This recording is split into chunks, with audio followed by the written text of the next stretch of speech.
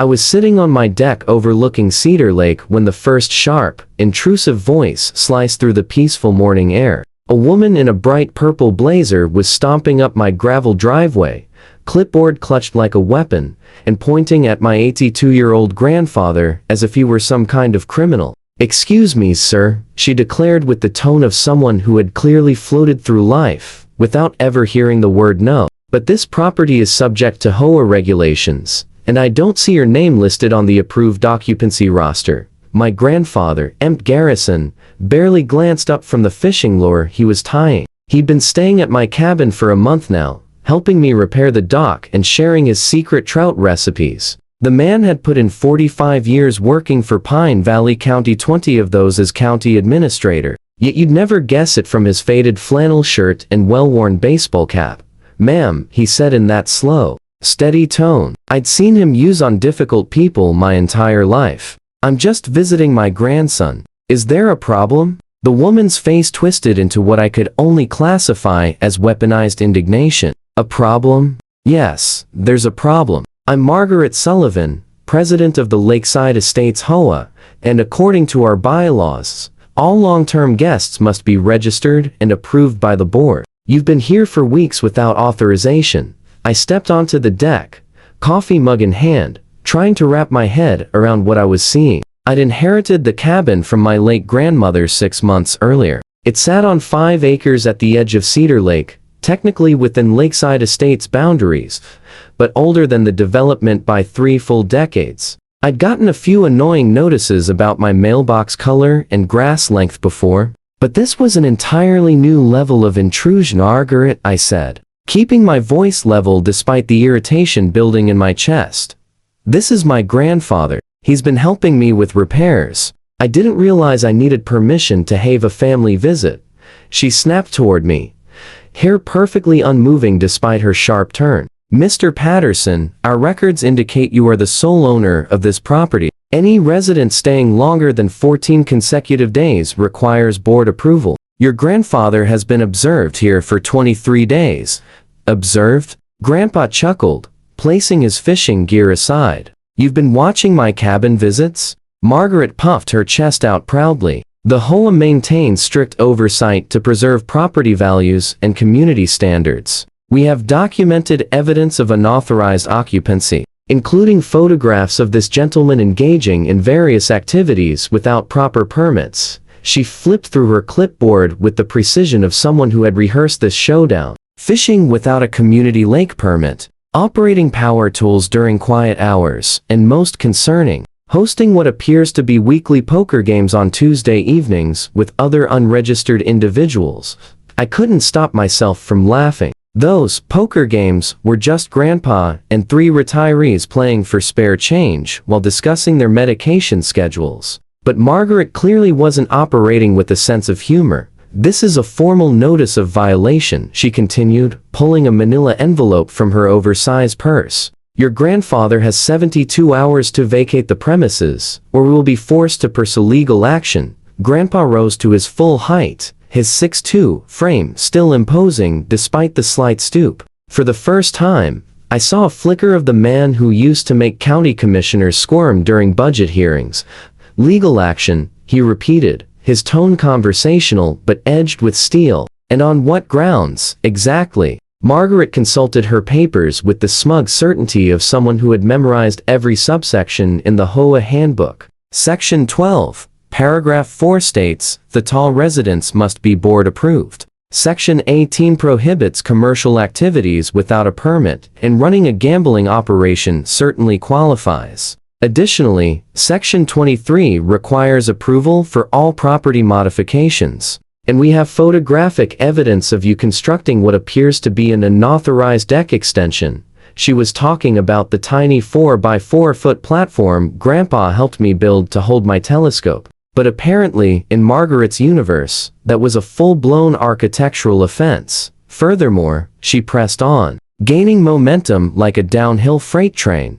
"We have reports of excessive noise, including power tools, at 7 o'clock a.m., which violates our quiet hours ending at 8. There have been complaints about smoke from outdoor cooking, And don't get me started on the eyesore of that canoe rack you installed without architectural committee approval. My jaw tensed. That canoe rack had been there since my grandmother built the cabin in 1978, years before Lakeside Estates even existed. But arguing with Margaret would have been like arguing with a hurricane. Grandpa, meanwhile, seemed thoroughly entertained. He accepted the envelope with a polite nod, then did something that completely derailed her rehearsed performance. He smiled. "Miss Sullivan, I appreciate your commitment to community standards. Tell me, how long have you been HOA president?" Her chin lifted proudly. 3 years this November. I've increased compliance by 40% and property values have risen accordingly. Impressive, Grandpa said, though I caught the subtle sarcasm threading his words. And I assume you're well versed in County Ordinance 773B regarding grandfather clauses for pre-existing structures. Margaret's confident expression faltered. I'm familiar with all relevant regulations. Excellent. Then you're aware that properties built more than 20 years before an HOA's establishment maintain certain exemptions. But I'm sure someone as thorough as you has already verified that. I watched her cycle through multiple shades of red as she processed that. But she rebounded, fury, restoring her energy. Regardless of any supposed exemptions, the fact remains, you are not the property owner. You have no standing to occupy this residence without board approval. The 72-hour notice stands. She spun around and strode to her pristine white SUV, which proudly displayed an HOA president placard displayed proudly in the window. When she finally drove off, Grandpa and I stood in silence. "Well," he said, a small smile tugging at his mouth. "This should be interesting." I eyed him carefully. "Grandpa, what exactly are you planning?" He picked up his fishing rod and tested the line. "Nothing at all, son. But I think Margaret Sullivan is about to learn why it's important to know exactly who you're trying to evict." The next morning, I woke to find Grandpa already dressed in his best suit, the one he used to wear to county meetings. He was seated at the kitchen table, laptop open, legal documents spread out, scribbling notes on a yellow pad.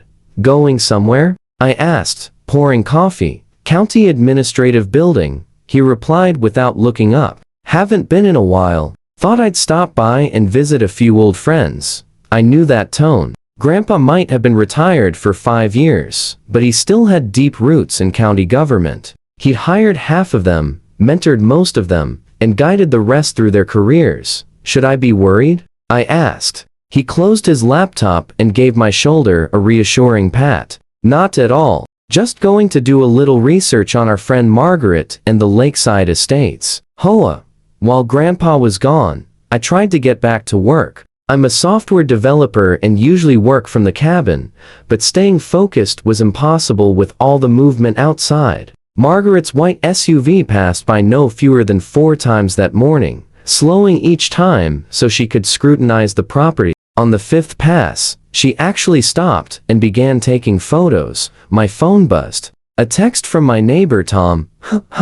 "The president is measuring your dock. Thought you should know." Threw on my jacket and headed toward the lake, where I found Margaret crouched with a tape measure, documenting what she apparently saw as grave violations of dock regulations. The rules clearly state docks may not extend more than 20 feet from shore, she declared the instant she noticed me approaching. "This monstrosity extends 24.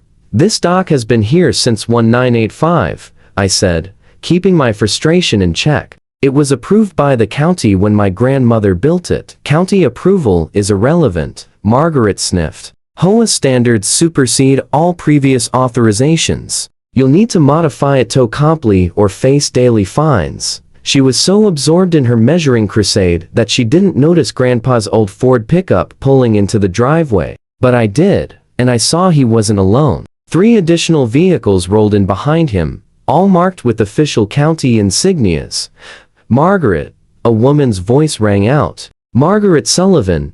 Margaret straightened, confusion flickering across her face as a sharply dressed woman approached, followed by 2 men in county inspector uniforms and another man in a suit. "Yes?" Margaret's voice had noticeably softened. "I'm Patricia Wong, Director of County Code Enforcement," the woman said. "These are Inspectors Johnson and Martinez." And this is Robert Hayes from the county attorney's office. We need to discuss several concerns regarding the Lakeside Estates. HOA.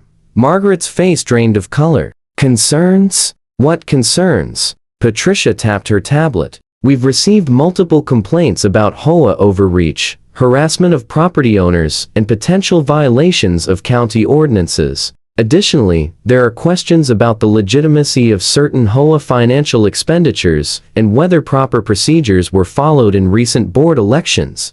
This is ridiculous, Margaret sputtered. Who filed these complaints? Grandpa appeared at the top of the path, hands in his pockets, strolling forward as if he had just happened upon the scene. Oh, hello, Patricia. Fancy running into you out here. Patricia's polished demeanor cracked slightly into a fond smile. Mr. Garrison, I should have known you'd be involved somehow. Margaret's eyes darted between them in disbelief. You know each other? Emp hired me 22 years ago, Patricia said casually. He was my mentor when I was just a junior inspector. Best supervisor I ever had. Inspector Johnson nodded. He taught me everything I know. Still reference his old manual. Martinez added. He officiated my wedding when he was acting county clerk. Even Hayes, the county attorney, cracked a small smile. He gave me my first job out of law school. Margaret looked as if she'd bitten into a lemon. This is a conflict of interest. You can't investigate complaints from your former boss. Actually, Hayes said calmly, Mr. Garrison didn't file any complaints. The complaints came from 17 different homeowners in Lakeside Estates. He simply supplied historical documentation when we requested it. Patricia pulled a thick folder from her bag. Also, Margaret, were you aware that when Lakeside Estates was incorporated, a specific exemption was written for the 5 pre-existing properties on the Eastern Shore? The Patterson cabin is explicitly excluded from HOA jurisdiction except in matters of health and safety. That's impossible, Margaret stammered. I've read every document. Apparently not, Patricia replied. The exemption is filed with the county, not the HOA. It's public record. Any competent HOA president would have checked county archives before enforcing regulations on exempt properties. Grandpa stepped in, his voice gentle but edged with gravitas. More troubling is what I found when I reviewed the HOA's financial records, also public. Margaret, would you like to explain the $40,000 beautification fund spent primarily on personal landscaping for board members? Margaret's complexion turned from ghost white to blazing red. Those were approved expenditures for community enhancement. A koi pond in your backyard counts as community enhancement? Inspector Johnson asked, checking his notes. Or the professional outdoor kitchen at the vice president's home? The county attorney stepped forward. Miss Sullivan, we'll need you to come with us to the county office to discuss these financial irregularities. We'll also be holding a special meeting of HOA homeowners to address governance issues.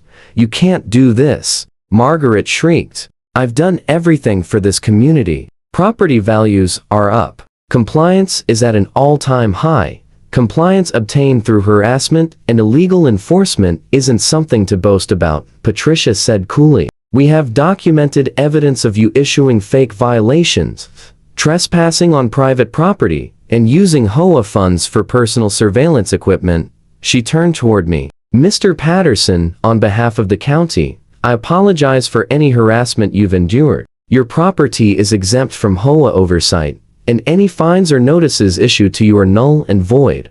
Margaret stood frozen, her mouth opening and closing helplessly. Finally, she managed. This isn't over. I'll sue every one of you. I'll go to the state. Margaret, Grandpa said gently but firmly, I'd think very carefully about your next steps. The county attorney has enough evidence of financial misappropriation to pursue criminal charges. Right now, they're allowing you to cooperate. I suggest you take it. The fight drained out of her instantly. Her shoulders sagged, the bravado evaporating. She suddenly looked like what she truly was, a bitter woman who'd let a tiny bit of authority corrupt her completely.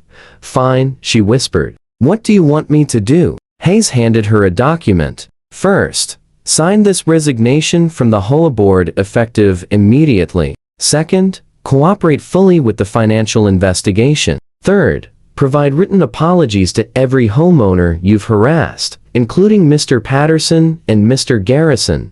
Margaret signed the papers with trembling hands. Watching her world collapse brought a mix of satisfaction and sympathy. She'd brought all of this upon herself, but witnessing someone unravel was never pleasant.